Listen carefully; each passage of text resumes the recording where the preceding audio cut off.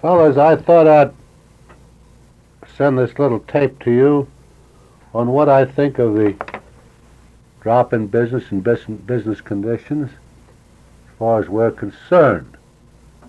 I think it might be of interest to you. In the beginning of this restaurant tax, I had the feeling that it'd be a confused issue for 30, possibly 60 days, and then it would right itself. Every effort has been made by the industry as well as the government to explain that the only thing required is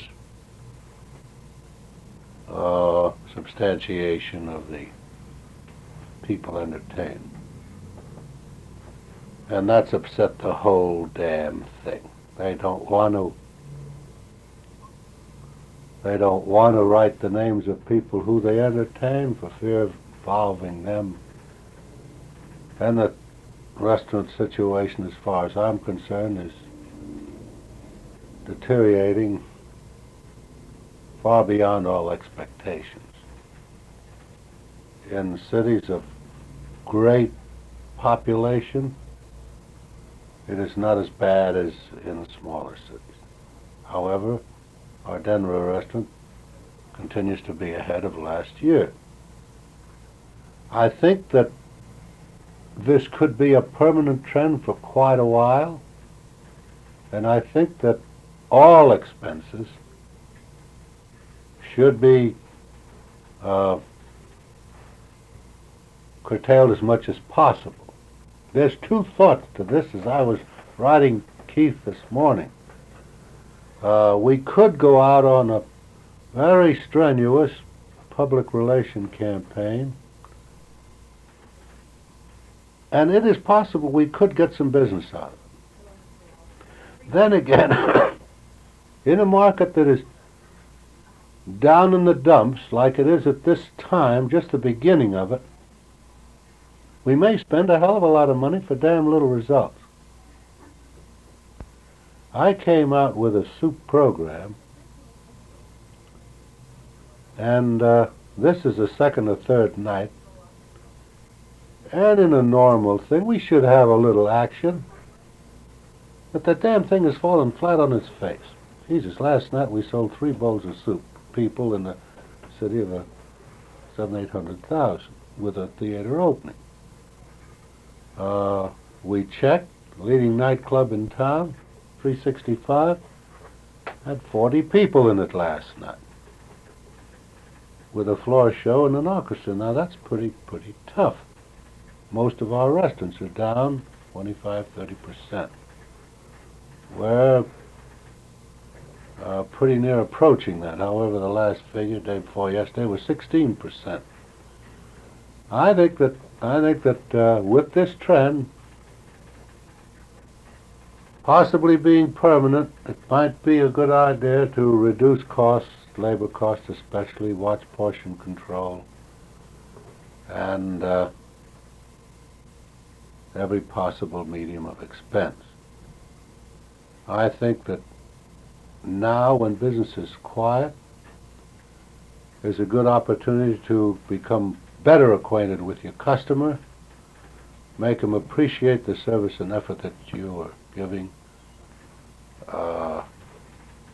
That way, hold the business you have and possibly gain a little bit without too much cost.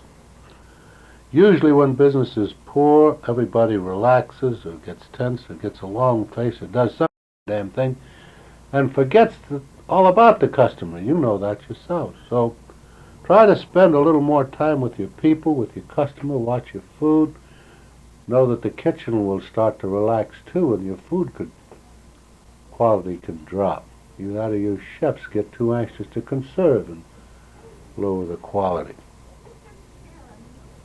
This thing may be with us for quite a long time, unless the government would make some kind of a statement.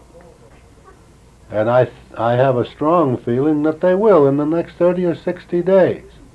Make some kind of a statement that will relieve this tension. There's no reason for this thing now. The people that have got money have have always had money. They haven't lost any of their income, so they're just in a nervous state of what the hell are we going to do? So if the government would make a statement of some kind to relieve this tension, and they may do it very shortly, then I think there'll be a noticeable upsurge. But until this happens, I'm afraid we're going to live with this thing for quite a while. That's the main thing that I wanted to say to you.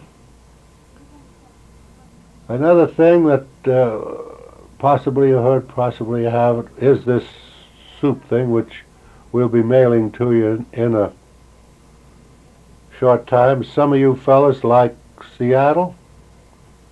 You might try it. If you flop, don't feel too bad about it because of your community. Then again, you might show good interest. I think New York, Denver, Chicago might have some appeal, but they're not strategically located for a soup program, however it could be. My idea is to try this for 6 months, both cold soups and hot soups, and see what we can do. Another thing, everybody's selling our Chinese food for Polynesian food. I'd like to have some comments as to what you fellas think of. We've got this thing in the making, a very elaborate center page for our menu. Beautifully done, in color, which will show truly Polynesian food. From Tahiti, showing the French influence. From Hawaii, showing the Chinese and Japanese influence. This could have a lot of appeal. The way we're going to serve it, the way we're going to do it is radically different. It's interesting. They're going to be fixed dinners for 7.5. Soup to nuts. It should have some appeal. I'd like to have your ideas on how you feel about it. Again, Tahitian food with a French influence, Hawaiian with Chinese and Japanese. Both of them very radical, without yet nicely served, nicely prepared, interesting dishes. A dinner, $7.50.